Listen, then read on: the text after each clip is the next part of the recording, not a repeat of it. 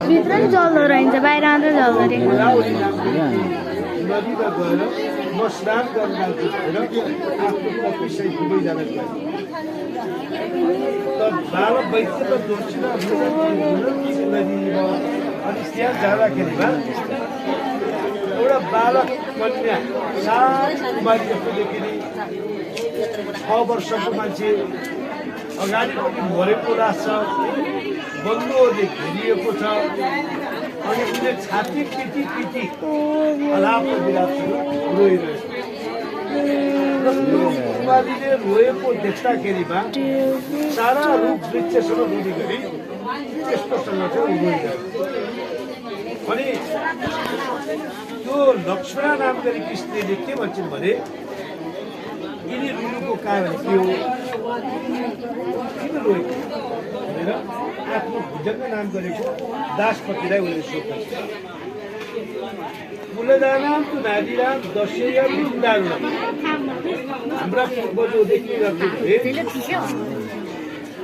दुईटा तीनटा श्रीमती हुने मान्छेले पनि 60 वर्ष पुगेर पनि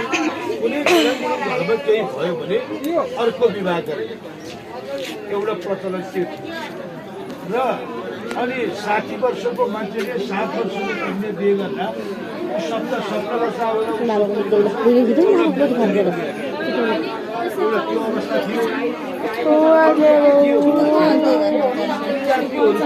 महिलाहरूको जन्मबाट मृत्युसम्म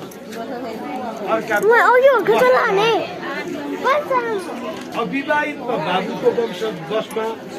विवाह भएपछि श्रीमानको बसमा श्रीमानको मृत्यु पश्चात छोराको बसमा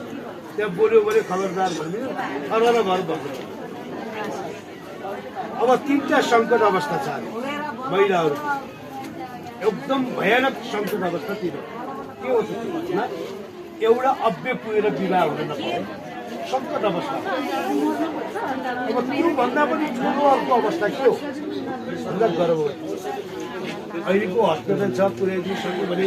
अहिले पनि हामीले सुन्दैछौँ कति ठाउँमा साधन नपाएर गर्भवतीको मृत्युको भनेर हामीले समाचार सुनिरहेका छौँ र गर्भवती आमाको हिजो के थियो कुन एउटा घुमाल्या भने